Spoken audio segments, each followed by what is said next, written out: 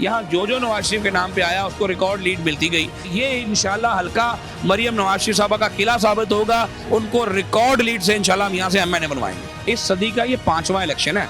इस सदी के 5 इलेक्शन में से 3 नवाज शरीफ को नहीं लड़ने दिए गए। उस वक्त ये सवाल क्यों नहीं पूछा गया? उस वक्त ये बात क्यों नहीं की गई? अगर उस वक्त लेवल प्लेइंग फील्ड का सवाल मीडिया ने किया होता, उस वक्त लोगों ने बात की होती, तो आज ये सब ना हो रहा होता जो आज हो रहा है। जब आप जो बोते हैं वो दुनिया में काटते हैं। आपने मरियम नवाज शरीफ साहबा को 11 साल कैद करवाई जिसका कोई कसूर नहीं था सिवाय इसके कि वो नवाज शरीफ की बेटी थी। आपने तोशाखाना की घड़ियां बेच दी, आज आप भुगत रहे हैं, लेकिन फिर भी हमें उनका दुख है।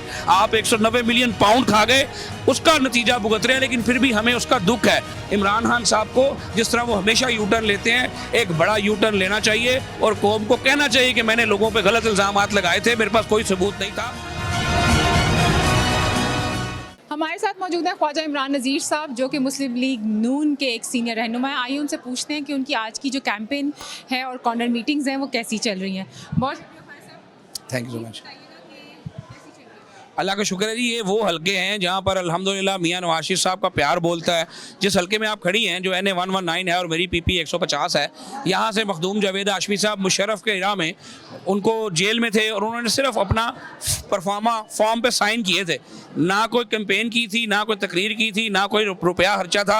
इन्हीं सारे दोस्तों ने, इनके वालिदैन ने, ये बच्चे थे, उनके वालिदैन उस वक्त जवान थे, उन लोगों ने रिकॉर्ड वोट से उनको जितवाया था। यहाँ जो नवाज शरीफ के नाम पे आया उसको रिकॉर्ड लीड मिलती गई। इवन मैं पिछली मरतबा यहाँ आया था, मैं यहाँ की किसी गली से वाकफ़ नहीं था, किसी बंदे का मुझे नाम नहीं पता था, तो मुझे उन्होंने 25,000 से ज़ायद वोटों की लीड से जिताया था इंशाल्लाह। तो आज तो ये सब भाई हैं, इनसे एक मोहब्बत का रिश्ता बन चुका है, एक ताल्लुक बन चुका है, तो हमें कतई कोई प्रॉब्लम नहीं है और हम बड़े कंफर्टेबल हैं। और आज मरियम नवाज शरीफ साहबा जिनके नाम पे लोग इलेक्ट होते हैं, आज तो वो खुद हमारी बहन यहाँ पर इलेक्शन लड़ रही हैं। तो ये इंशाल्लाह हल्का मरियम नवाज शरीफ साहबा का किला साबित होगा। उनको रिकॉर्ड लीड से इंशाल्लाह हम यहाँ से एमएनए बनवाएंगे। अच्छा ख्वाजा साहब, एक चीज़ जो आपके यंग वोटर्स के लिए भी बड़ी इंपॉर्टेंट है, जो कि बिलावल साहब भी बहुत ज़्यादा उसको आपको पता डिस्कस कर रहे हैं कि एक वो नफ़रत अंगेज़ी जो है वो एक दूसरे के ख़िलाफ़ नहीं होनी चाहिए।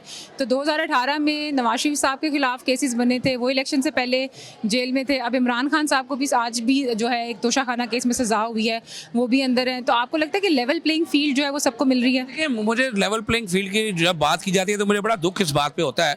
मुझे एक बात बताएं कि इस सदी में ये कितवां इलेक्शन है? इस सदी का ये 5वां इलेक्शन है और उन 5 इलेक्शन में मैं अगर आपसे पूछूं कि नवाज शरीफ साहब 2002 में उनको इलेक्शन लड़ने दिया गया था, 2008 में उनको इलेक्शन लड़ने दिया गया था, सिर्फ 2013 में उनको इलेक्शन लड़ने दिया गया और आज 2024 में वो इलेक्शन लड़ रहे हैं।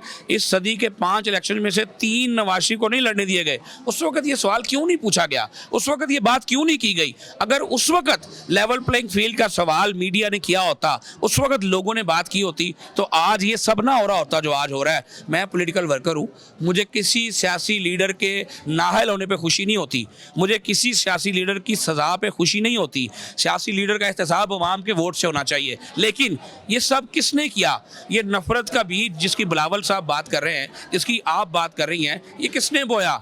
चार्टर ऑफ डेमोक्रेसी के बाद तो मोहब्बतें फैल गई थी। पीपल्स पार्टी और नून लीग के वर्कर आपस में सलाम भी लेते थे, मोहब्बत भी करते थे। इस नफरत का बीज इमरान खान साहब ने बोया, इस जुल्म का बीज इमरान खान साहब ने बोया, इन सज़ाओं का बीज इमरान खान साहब ने बोया, इन बदलों का बीज इमरान खान साहब ने बोया। तो आज वो अपनी बोई फसल काट रहे हैं। उनको चाहिए कि आज भी वो अल्लाह से तौबा करे। जो नफरत उन्होंने फैलाई है, जो बुख्तान लगाए हैं, जो जैली चोर चोर की गर्दानें उन्होंने की हैं, जो नौजवान नस्ल को उन्होंने गुमराह किया है, उस गुमराही पर अल्लाह से माफ़ी मांगे।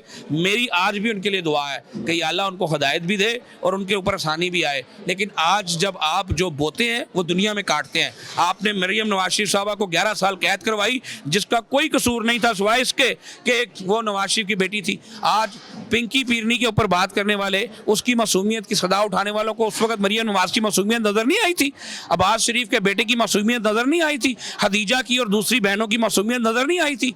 आज जब आपने ये आग को हवा दी है, आज वो आग आपके कपड़ों पे चली गई है, लेकिन फिर भी हमें इसका दुख है। आपने अपनी कीती भुगती है, लेकिन फिर भी हमें उसका दुख है।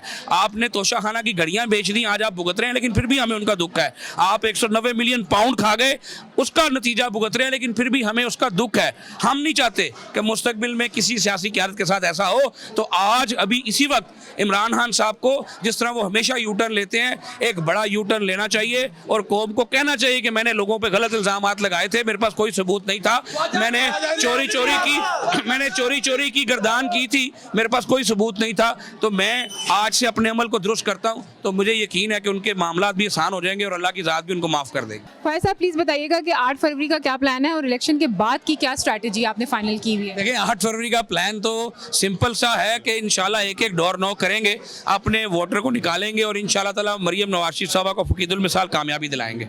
अच्छा, आपने पिछले टेन्योर में जब आपकी हुकूमत थी, आपने एक बहुत इंपॉर्टेंट मिनिस्ट्री जो कि हेल्थ मिनिस्ट्री है, उस पर आपने बहुत अच्छे अच्छे डिसीजंस भी लिए और बहुत जिसे कहें कि काम हुआ। उसके बाद यास्मीन राशिद साहिबा के पास वो मिनिस्ट्री गई। अब अगर दोबारा आपकी गवर्नमेंट आती है तो आपको अगर हेल्थ मिनिस्ट्री दोबारा मिलती है तो आपने कोई प्लानिंग की हुई है कि आया क्या लाया अमल होगा? देखें बहुत नुकसान हो चुका है। 2018 में हमने जहां छोड़ा था, हमें वहां पर वापस जाने के लिए कई माह और शायद कई साल मेहनत करना पड़े। अगर हमें डिस्टर्ब ना किया जाता और इस जाली तब्दीली के नाम पे कौम से फ्रॉड ना किया जाता तो आज हेल्थ सेक्टर की ग्रोथ कहां से कहां चले जाती। आज उस जगह पे वापस जाने के लिए जिसको हम 2018 में छोड़ आए थे, हमें शदीद मेहनत की ज़रूरत है। हमने उसके लिए प्लान किया हुआ है। अगर अल्लाह की ज़ात ने मौका दिया और पाकिस्तान के और पंजाब के अवाम ने हम पे एतबार किया इंशाल्लाह, तो हम हेल्थ सेक्टर को दोबारा उठाएंगे। सबसे पहले हमने उसको करप्शन से पाक करना है। जैसे आपने ट्रांसपेरेंसी इंटरनेशनल की रिपोर्ट देखी है कि लोगों को करप्ट कहने वाले जो उनका अपना दौर था उसमें सबसे ज़्यादा करप्शन हुई है, और जिसको वो करप्ट कहते हैं उनके दौर में हमेशा करप्शन में कमी वाक़ हुई है। आज की ट्रांसपेरेंसी इंटरनेशनल की रिपोर्ट उनके मुंह पे तमांचा है, तो उनको अब भी शर्म आनी चाहिए। हमने हमेशा काम किया है, हमेशा खिदमत की है, इल्ज़ाम नहीं लगाए, बुख्तान नहीं लगाए, किसी को चोर नहीं कहा। हम अपने चलन को चलाते रहेंगे, हम इस मुल्क को लेकर आगे जाते रहेंगे और लोग इनका एहतसाब जो है वो वोट के नाम पे करते हैं।